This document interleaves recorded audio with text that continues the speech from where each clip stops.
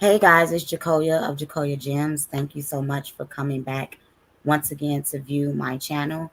Tonight I come with to you from my blog Survivor's Scribe, and I have a very special feature on tonight. For me, this would be the most important interview I do up until I interview my babies, and then it'll be neck and neck. No matter who I interview for this point out. Um, y'all yeah, y'all are great, but y'all are not who I'm about to interview on tonight. So tonight I have the pleasure of introducing to some and presenting to others my father, Apostle Robert R. Holliday of Ruach Worldwide Worship Ministry and Alliance. Hi, Apostle Holliday. Really, that's what you're gonna call me. What do Hello. you want me to call you? Can I call you Daddy? You can call me whatever you want to. You can call me Hank. I don't care. That's your thing. So thank you so much for giving me the pleasure of interviewing Thank you you. for inviting me. Of course, I've been wanting, I think I asked you a while ago to interview you, but life happens and you're a very, very busy man. It's hard catching up with you. Where's the off channel? Where on this? So introduce yourself to the people, let them know who you are, where you're from, what you do, how long you've been doing it. Uh, I try to do this with brevity. Okay, you guys can see my name, Robert R. Holiday. I am Tierra's father. I am also the proud father of two other ladies, Tatiana Monique and Crystal Angelique. I am the grandfather of three and a half grandchildren. As Tatiana is due in about 2 or 3 weeks. I was married to Tierra's mom for 36 years. Next month would have made 37 years married for us. Unexpectedly lost her the day before Thanksgiving. I have been in public ministry for a little over 40 years. Been pastoring, I think this will be year 23. Yes, year 23. Been a governing apostle. I don't know. I can't keep it without. That was Patricia's job. I guess I got to go look at some papers to find out. So not only do I pastor a local congregation for right now, but also pastor other leaders as well, and teach leadership classes, teach training. Most of my secular experience has been in leadership position. I was fortunate enough to get out of management 6 years ago, but that has been most of it. So I'm one of those who look at leadership as a principle, so that what principles that we use in the workforce we can also use in the church at large. And so that's enough about me, I think, unless it was something specific that I didn't bring out. No, you brought out everything, but Daddy, your voice is really deep, and I heard you, but everybody else may not be able to hear you. Should I speak like that? No, you want me so is that Do not get on I'm sorry. I'm sorry. And I'm not doing anything that I'm not disrespecting. I'm not doing anything that I don't do in my own at all. yeah, so I am sorry. So um if Tierra's the mature one tonight, I apologize. So can you hear me better now? Yes. Okay. So thank you so much for that. So, where are your parents from? Where are you from? Give the people like a little background on your roots. My mom was born in Greenville, Mississippi. My dad was born in Egypt, Mississippi. My dad passed away. It'd be 6 years in October, but they were married for I think 54 years. Yeah, that sounds right. For 54 years. I am from my parents. I was born. Yeah, I was born with them because I wanted to be with them. But I was born in Chicago, and I have lived all my life in Chicago. Um, I grew up on the west side of Chicago. Then Patricia and I bought a home on the northwest side of Chicago. I lived there for 23 years and 1 month. And where I live at now is no one's business. Tierra knows. And for $1 million, she'll tell you, but she has to have the funds in her hands. And I'm not even doing it then. Send me $1 million, I tell you. Near relocate. So how was it growing up in a two-parent household in the 60s? And how would you describe both of your parents so that we could get some idea of how you were molded? Well, I my okay, like we say the first few years are the formative years, but I would say that I grew up in the '70s. I was born in the '60s, but my years and time in the '70s, I come to realize something talking to your uncle. Me and him, we've been having this discussion for near about a year now, that what we had was that we just took for granted was not the norm.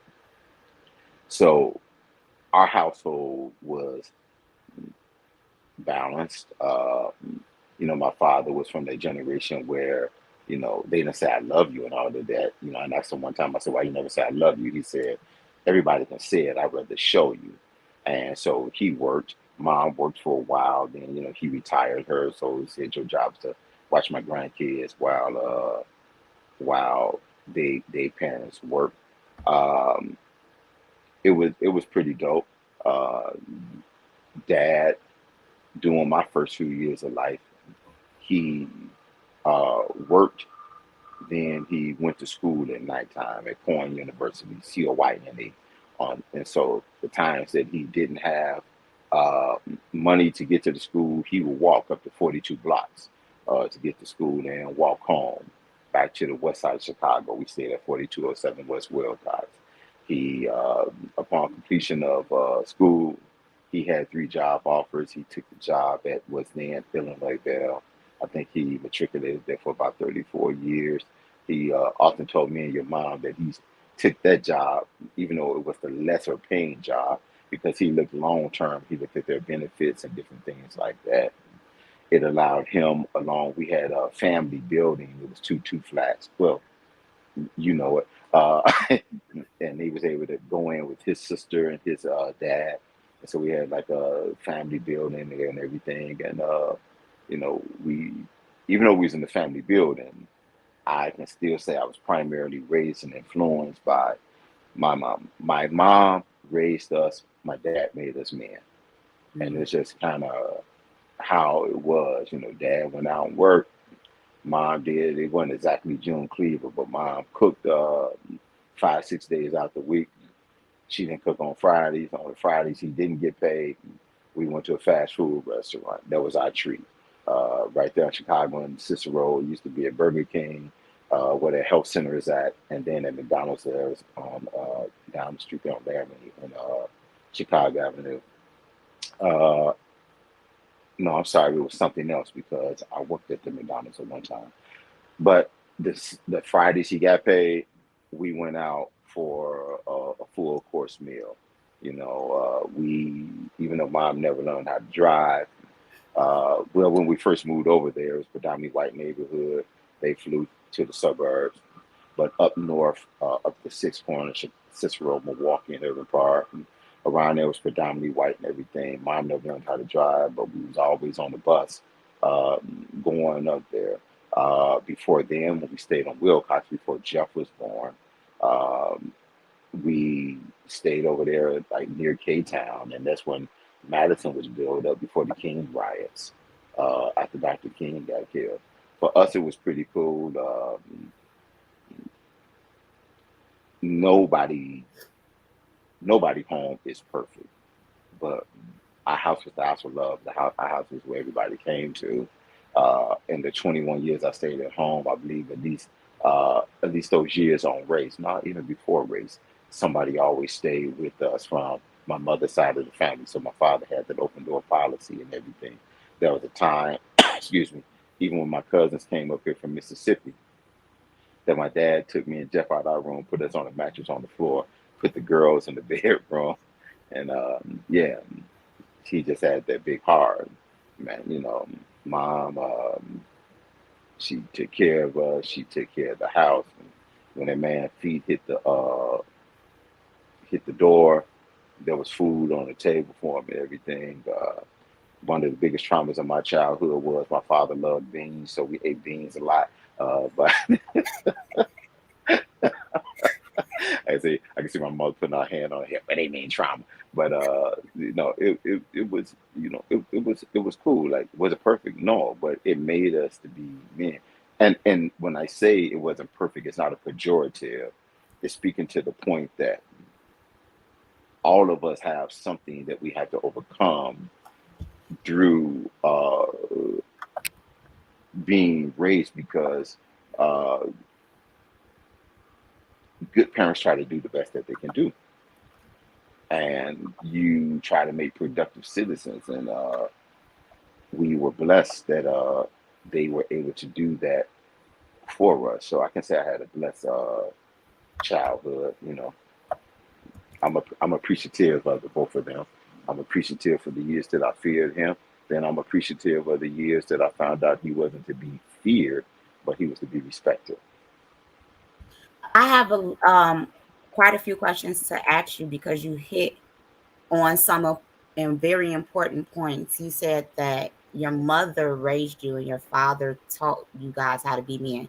For those you don't know, my dad is the middle child, but kind of treated like the oldest. There's I been am the I am the middle chronologically, and so after how that would I'm the oldest. I didn't want to say that because that's not my place. How would you say? I really want you to be able to do this from a son's point of view, and then in a few more questions from a husband point of view.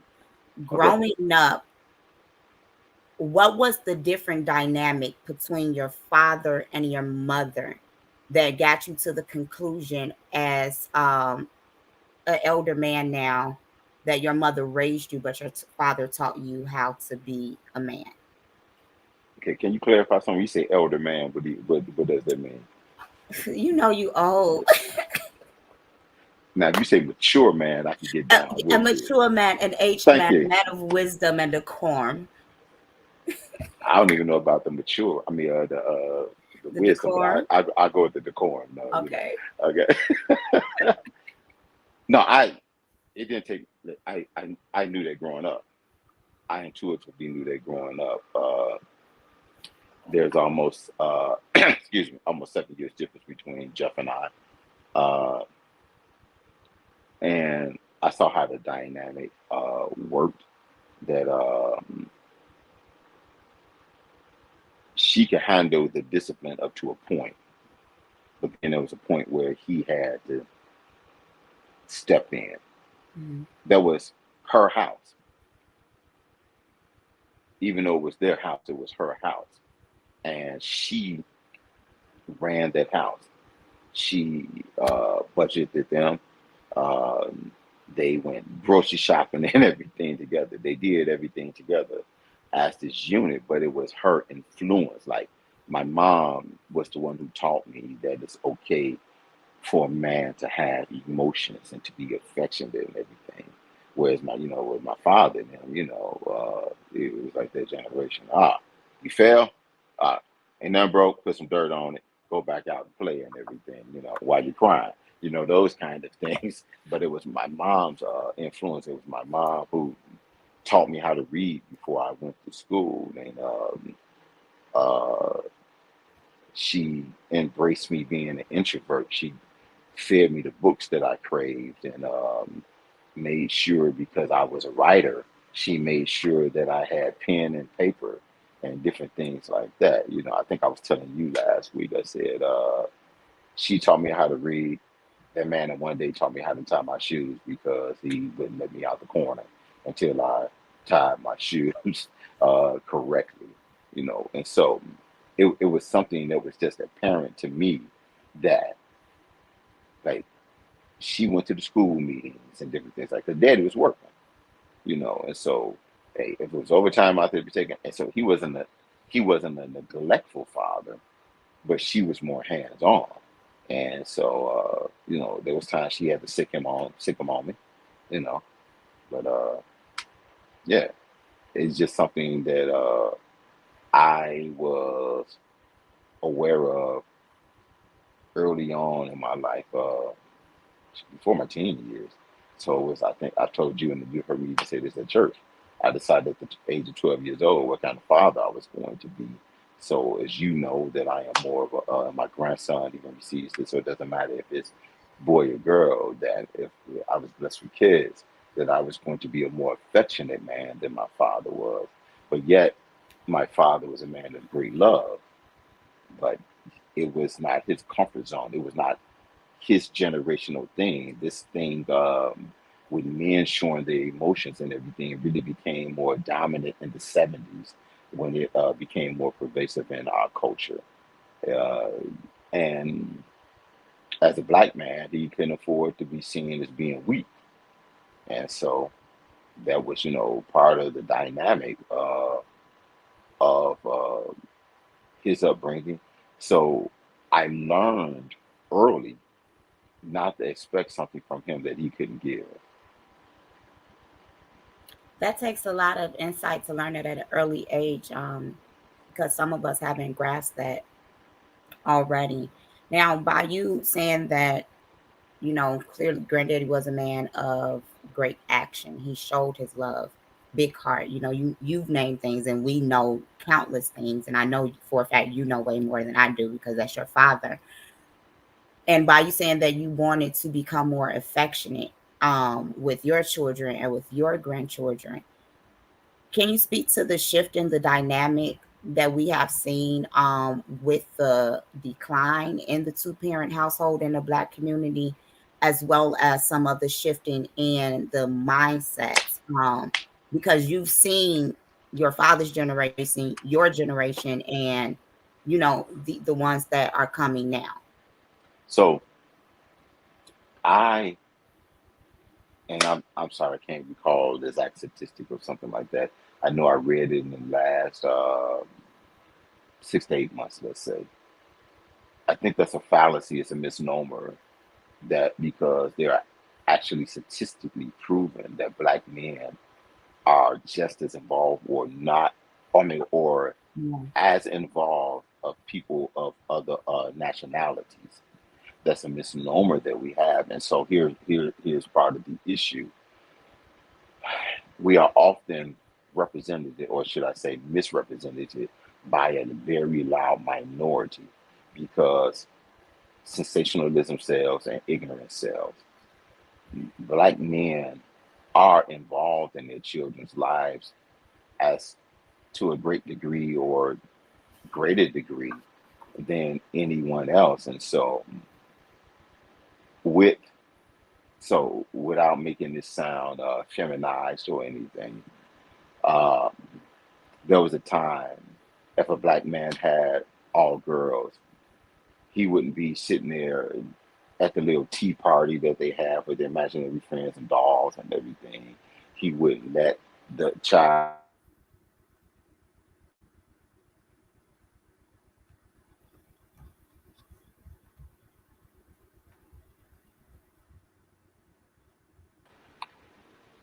okay, we're back. Yeah. Okay. He wouldn't let the child, I mean, he wouldn't let the child like put the bow in his hair or put the little polish on his hands or whatever. Men today are more involved because they realize this is not making me feminine. This is making me in touch with my child and meeting my child where they're at. And so I am an important factor in their life. And so my child can see me on this level. So not only is this man my protector, he can also be one that I can come and be comfortable with as well.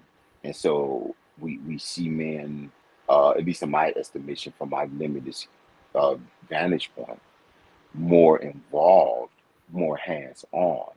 I remember your older sister. I one of my biggest pleasure with all of you all was like trying to take you to school on your first day. And I remember her first day of school, and we were living in a different neighborhood. And so this steered me and your mom to the point that uh, you guys were either we were either going to move to a neighborhood where there was a better school, or you were going to be bused. And you guys, we moved to a decent neighborhood, but you still got bused uh, to the school that you all went to. And I remember I had her hand. She was like all excited. She was going to school for the first time. Your sister's a brainiac, brilliant and everything. And I kissed her goodbye at the door. I was off that day, purposely took off, came back, picked her up. That light in her eyes was gone. And the baby was wrong. She's like, I never want to go back to school again. And I'm like, why? She said, because these kids told me I think I'm better than them because I have a father. And they picked on her all day. I see more men, seemingly to me, and again, my vantage point is not as wide as others, but I see more men involved, even in the academia part of their children's lives, or going up to the school. As you well know, I used to tell you all, hope your mama lived through all y'all high school because I can't do your homework. I ain't do my own homework. I ain't doing yours. But I was on the LS. I was on the LSC. I Yeah. went to parent teachers meetings. I was part of those different things, and so with that dynamic, where she was able to help with the academics, I was able to be that force in the school, advocating not just for you all, but for all the kids there. And when you all was being bused to school, even more importantly to me, the children that look like you all as well. And so I see men doing that. Men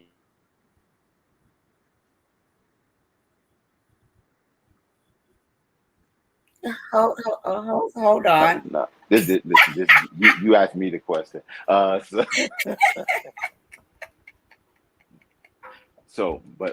to your point, I see a lot of men involved, and it makes me proud that men are involved.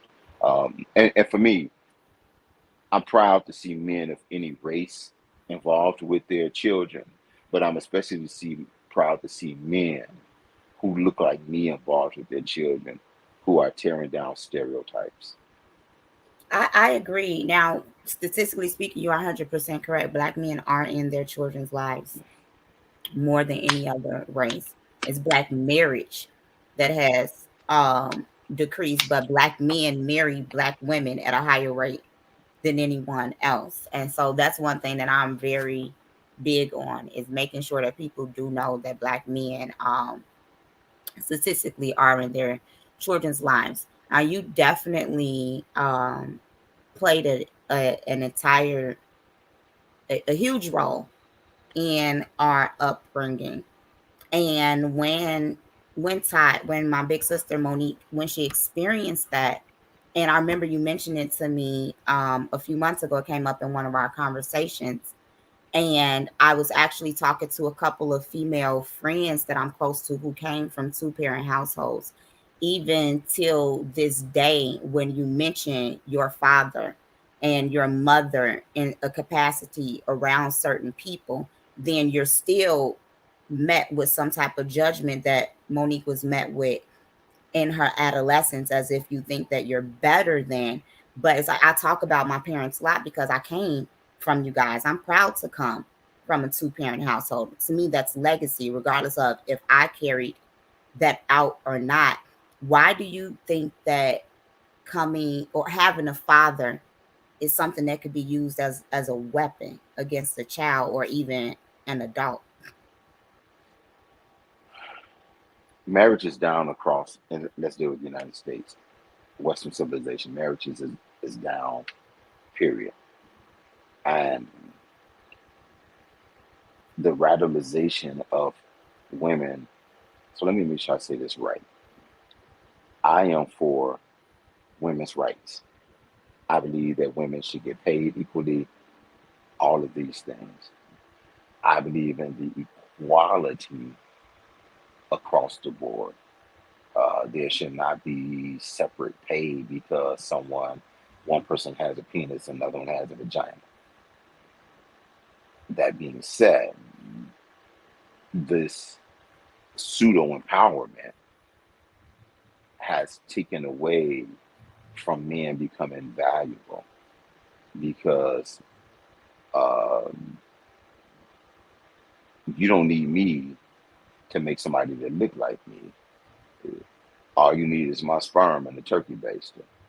And if I'm willing to, I'm just throwing this number out here. If I'm willing to give it to the science people for $500,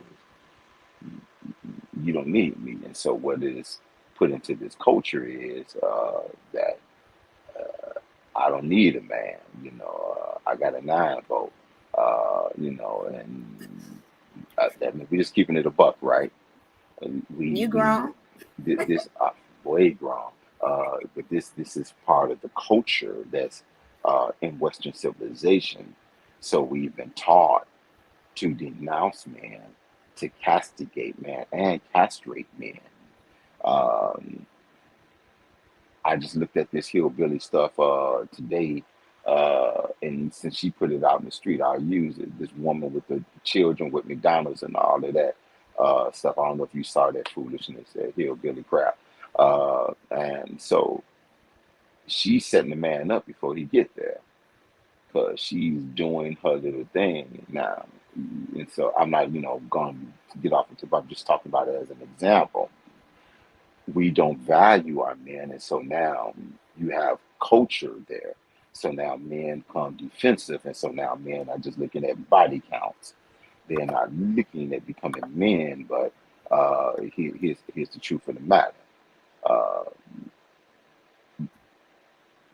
Women ain't hoes by themselves, so they looking at what kind of hoe can I be, what kind of pimp game can I run.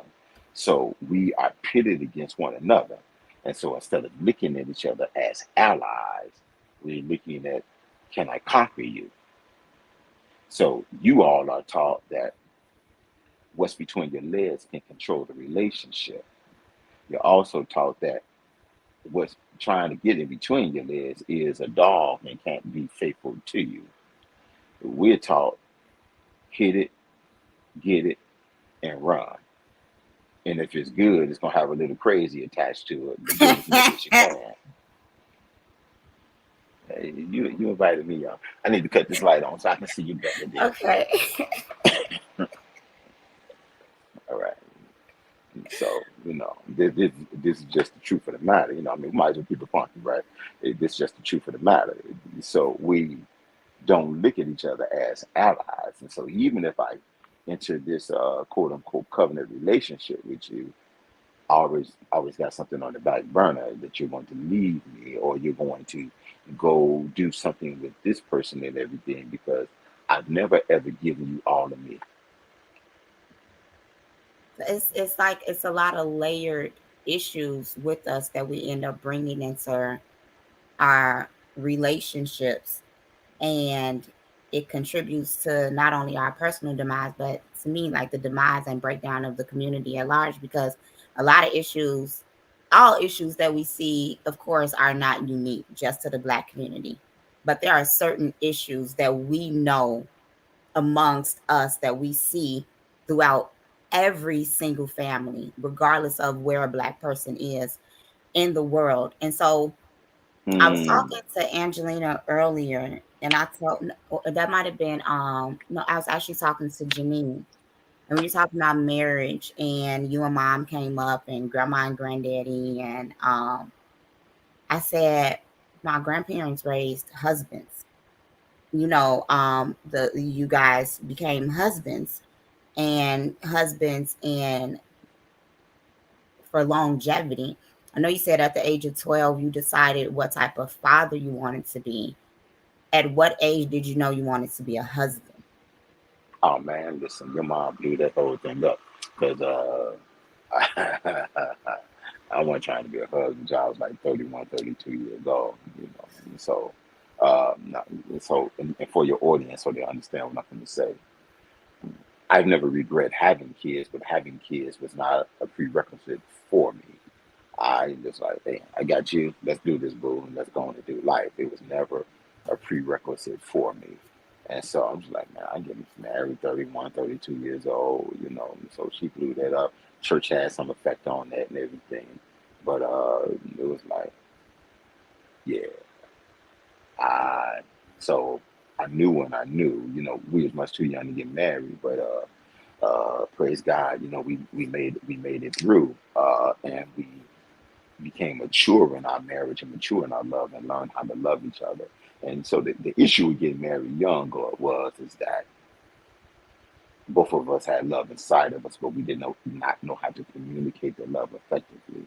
It took 4 years for us to be able to understand, to come to a place of maturation, how to communicate that love effectively. That it was more than just like, you know, hey, I can break your back or you can drain me. It had to be something greater than that. And so she, being who she was at that point in our lives, made that decision for me. And it was a decision that I easily came to because this was the person I wanted to be with. And I knew if I wanted to be with her, I had to man up and make her a bride. And so, yeah. So, like I said, she took me off my game plan by 10 to 12 years. Can you, if it's not too emotional for you, If I cry, I cry. It's okay. okay. Can I you be, I got one more in me, so. if you wouldn't mind, how do you, what does a wife look like? Like how did you know, like, okay, I have to do this, because you said she made the decision for you. What was it different about mommy? Because we need to know these things. Okay, so uh, I look okay. I'm a decent looking dude. So being honest, um, most of the girls I was messed around with approached me. One thing that she didn't do is that she didn't approach me. She had the nerve to make it a little bit hard for me. Not I mean, not she played just a little too hard. She would have missed out on something. You know what I'm saying? But had to let her know. Had to grab the power back. But uh,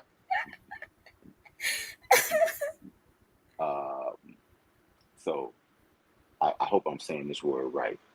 I'm a sapiosexual, and it was the intellectual conversations that we could have. That allows me to see you because, listen, you could be drop dead gorgeous. I could see you but never see you. I can see you but not notice you. That's how my mind works. So it's like after we start having these conversations and everything, I noticed she had these beautiful eyes. Then about a day later, I know she had beautiful breasts. Had me all in my feels, man. But but it was through for me, it started from an intellectual standpoint. Um, Listen, and I'm not demeaning anybody or whatever, but I mean, it's as far as men and women, sex is easy to get. Sex is easy to get, and that's with no dollars attached to it. But it was something that we met on the intellectual plane, we met on the spiritual plane, then the physicality plane. Um, I know, and I don't pretend to be nobody. I'm just weird. Okay, so my thinking is a little bit backwards than a lot of people and everything, because actually, when I fell in love with her, uh, she was actually pregnant. Falling in love with no pregnant women. Then before that, she was like undernourished, 97 pounds soaking wet. She ain't need just a sandwich; she needed a whole steak. Uh, but I also God's gifted me with the ability to be able to have a foresight to see what people can be at their best. And so I was able to foresee her uh, at her optimum weight. And when she was like 127, you know, she was just like, Go ahead, man. I see what you're talking about. Yeah, okay, nigga, back off. That's just how I'm sorry I used that, I don't say that word too much, but that was just real conversation. Yeah, yeah, I know you wish you would have said that, but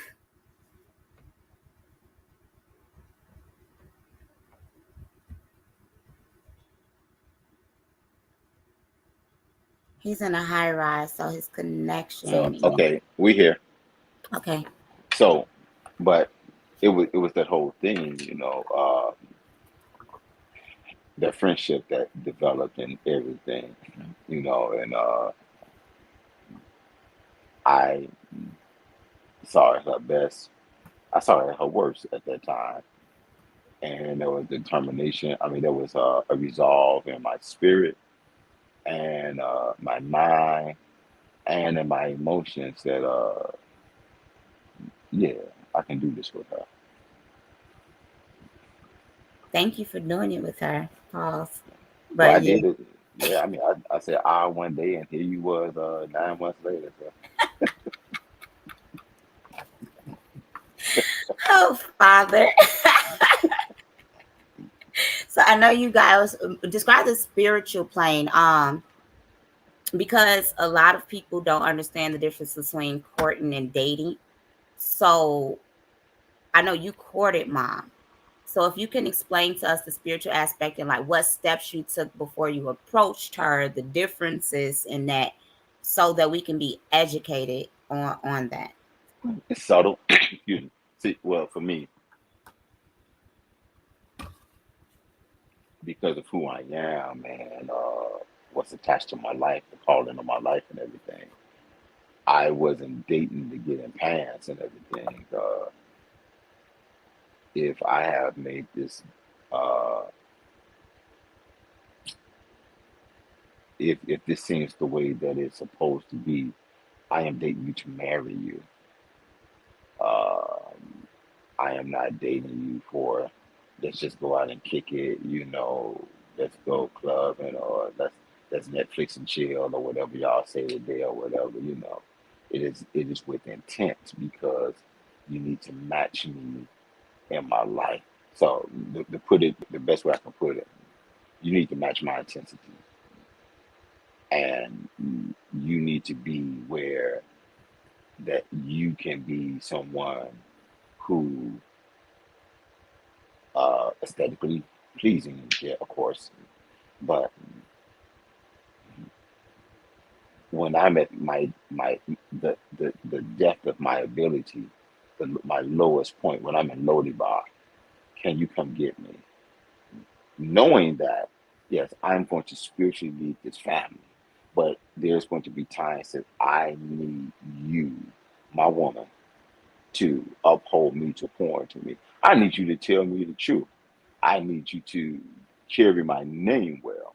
I don't care about your past and everything. All it's got a past. Like I said when you got pregnant for the first time, and this preacher approached me, man. Your daughter got. I said, listen, the difference between my daughter and your daughter is my daughter got caught. There's evidence there, and your daughter doing the same thing, probably more. So I don't care about all of those things. It's what can we build and establish now. How are you going to? What are you going to bring to the table? Are you going to bring intellect to the table? Are you going to be able to speak to the level of spirituality that I need? Can you handle my insanity? Can you handle me being? I'm a whole handful. I, and I'm just telling the truth. I need not to be talked to sometimes. I don't mind you sitting in the room. I just need you not to talk to me sometimes because I am very much an introvert. Yeah. So yeah, I plan on going to heaven. And one of the questions I'm asked, like, why did you make me a pastor? Why did you call me to do all that? Why did you put me out there in the public? Because it's antithetical to my personality. It's like I told him at your mother's funeral, I'm just charismatic.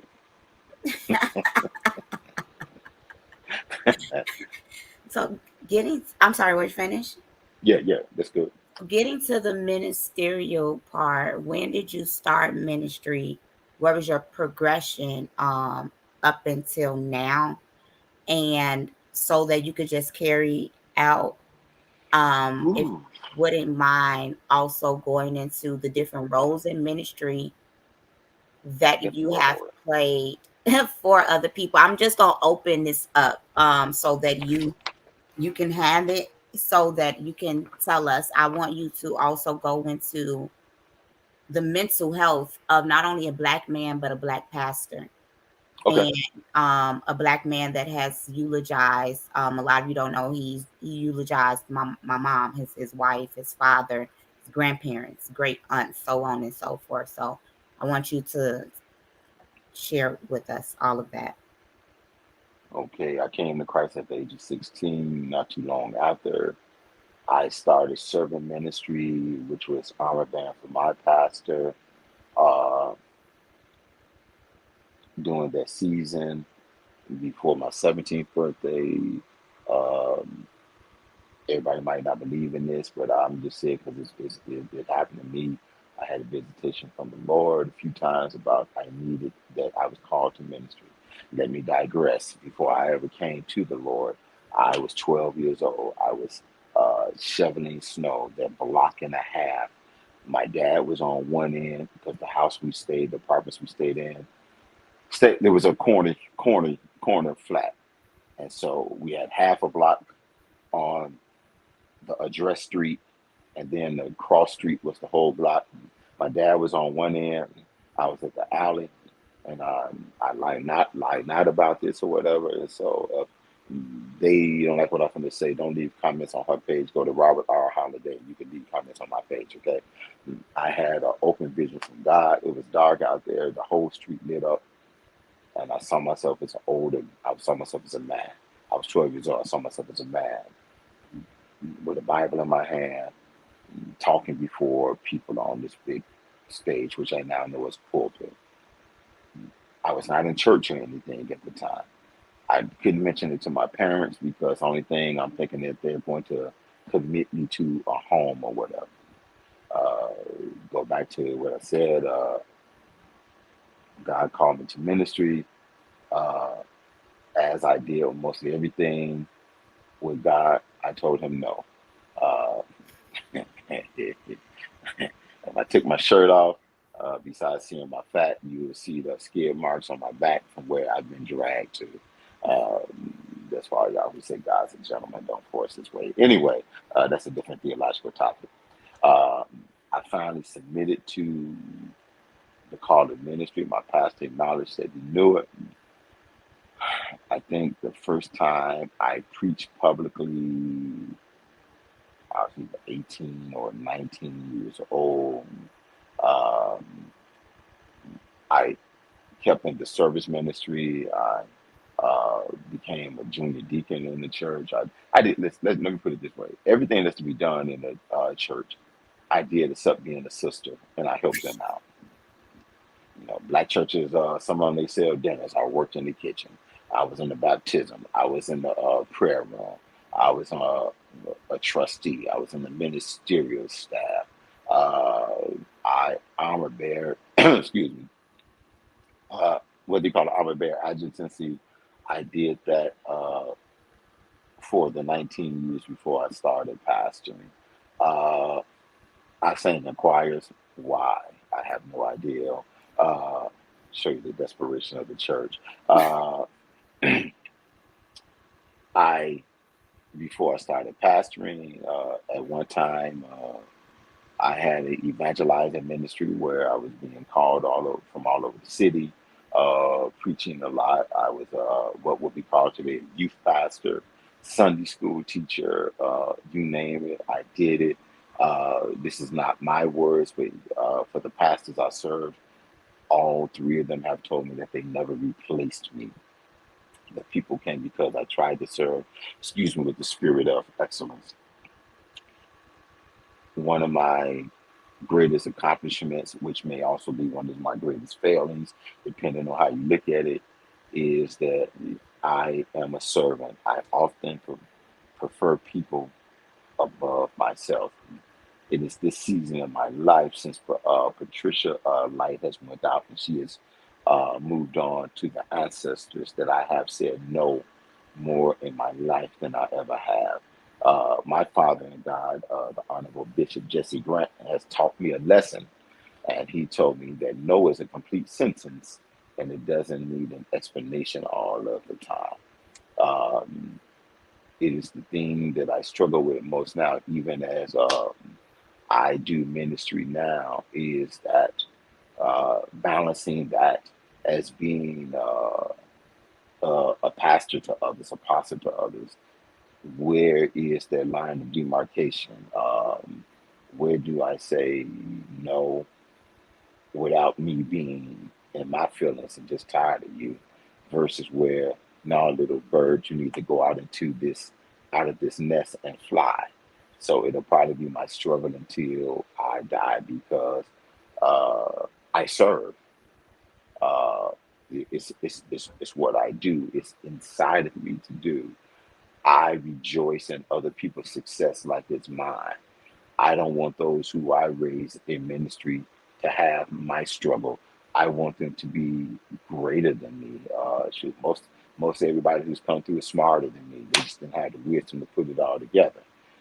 But I would say, to sum up, and I'm sorry I was longer than I intended to be, the the hallmark of my ministry has been servitude. That being Now, said, nobody asks me for any money anymore. now, when it comes to the level of your servitude, how how do you eulogize people close to you? I know how it feels to sing at all of the funerals or stand next to the bodies and operate as an ordained elder in all of these things. You know, you have to sing at all of them, but I haven't had to eulogize anyone, but I've watched you eulogize your wife, your father, all of these people. How do you garner their strength as well as not lose your mind? It's God, and He's given me the ability to compartmentalize, because it's in those moments that I have to become what others need, and that's including the person who's deceased. And so, I don't mean this in a bragging way, but those who I've eulogized on that level, they deserve me. I serve them in their life, so I need to complete the task. I have learned with grace and wisdom how to mourn through those times, more collectively if there's a community to do it with. But it's God. But um, one thing shuts off, the other thing comes on. But it's becoming what others need me to be. The danger in that is that you make sure you don't sacrifice yourself too much, because for those who dare believe it, Jesus died for the redemption. Robert died, he's just gonna be dead.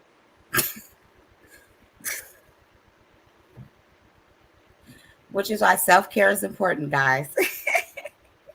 Yeah, yeah, man. Listen, I mean, you want me to speak on that? Yeah, yeah.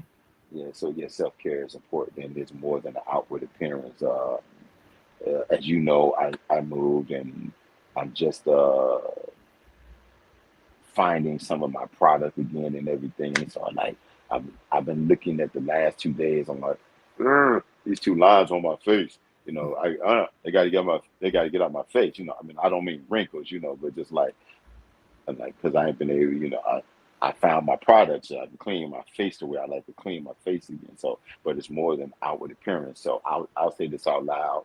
Uh, I did this when my dad passed until they kicked me out. Now I'm doing it since my wife's passing.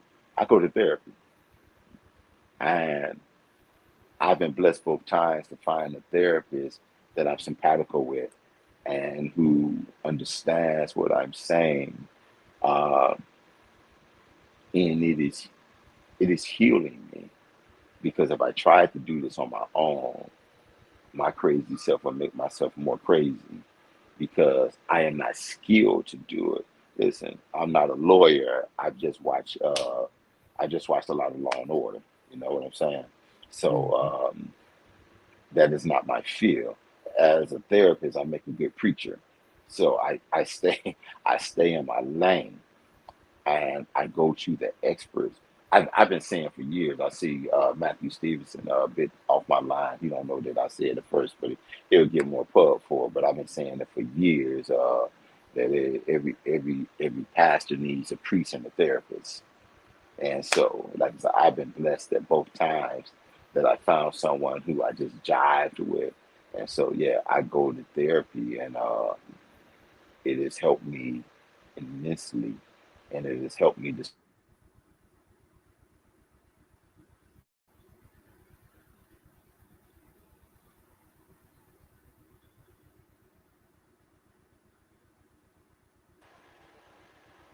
I'm back. I just noticed that you put my cash app out there. Oh, bless you. Thank you. Yeah, Man, y'all better send me some money, man. No, I got a light bill coming up.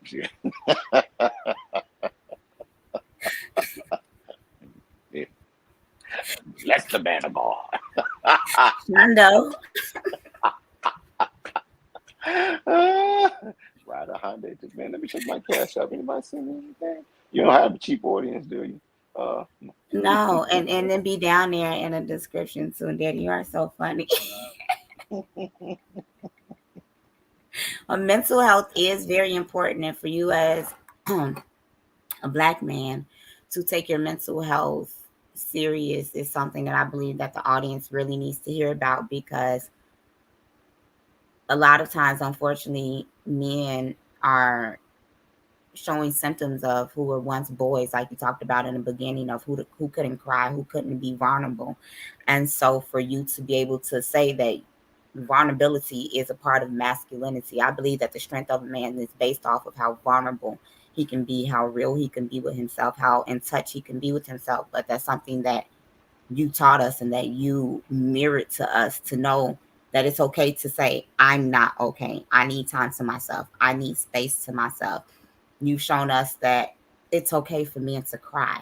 It's okay for you like one thing I will never forget is seeing you buckle.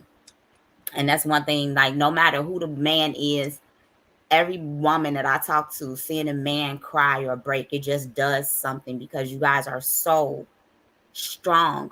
But for me, it allows me to draw even closer to because once a man is able to tap into his emotions, then he's able to create a safe haven for those around him as somebody in leadership. So thank you for always being someone who set the example that it's okay to not be okay. And as long as you know you're crazy and you and you know how to dwindle it out and not let it overtake you, that everything will be okay.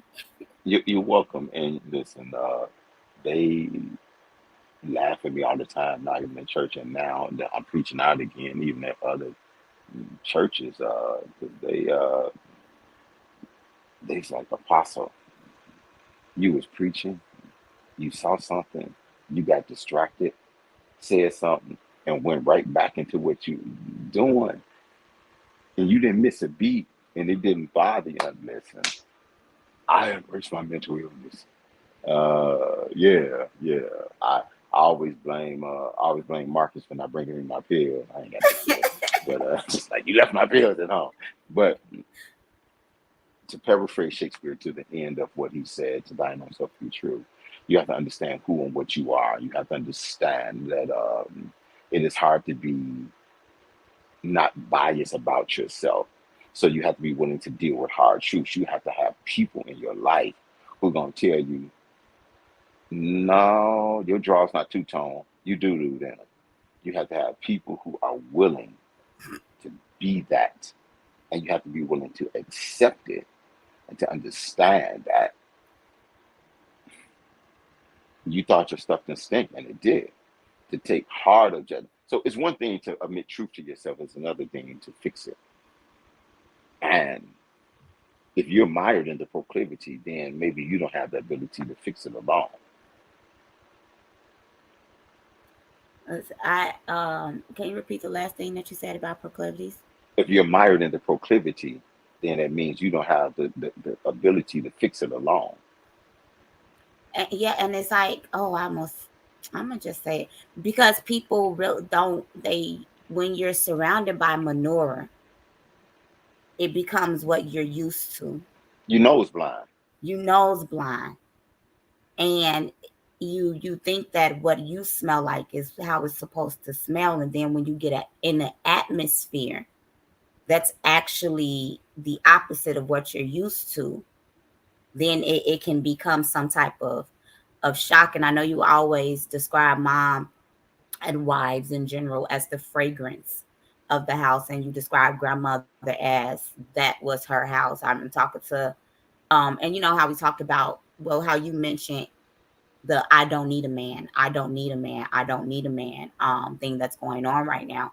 So women like myself and the women that I'm close to, because I will never be friends with a woman or even in association with a woman who says I don't need a man, or women who don't understand the difference between interdependence and being independent. You didn't raise us, you raised us to work for yourself, know how to take care of yourself, but you raised us to be spoiled.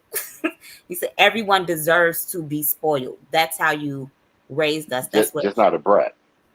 just not a brat. But to amplify off your point, it's not totally y'all fault because your mother's generation and especially the generation before her, they told them all men are dogs. Mm-hmm. So your generation just got up and said, I'm tired of the fleas. And if this is what it's going to take, then I don't need a man. So I get it. But it was taught incorrectly. Now, your man is a dog because you don't have the vision to be able to see to choose correctly. You know why you keep choosing the same man?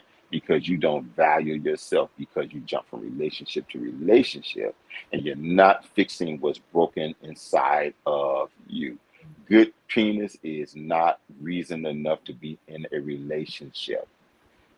You have to not be afraid to be alone. It's a difference between, like, listen, right now I'm alone. I ain't lonely. It's a big difference. So, for all the people have been asking me like, you ever think you'll get with someone? Well, one, okay, let's start here. One, it ain't your business, but I'm gonna play the game and entertain you. My answer, and I mean it sincerely, if I could do anything like that, I need a minimum of 2 years. Why? Thank you for asking the question. Because I must heal. I must, if I'm going to be in a relationship with somebody, I owe it to myself, I owe it to God, and I owe it to them to be as whole as possible. You don't take a void and just fill it with dirt. Mm-hmm. Some voids have to be healed up and closed. You have to heal from loss. And so you owe it to yourself to become better than what you was.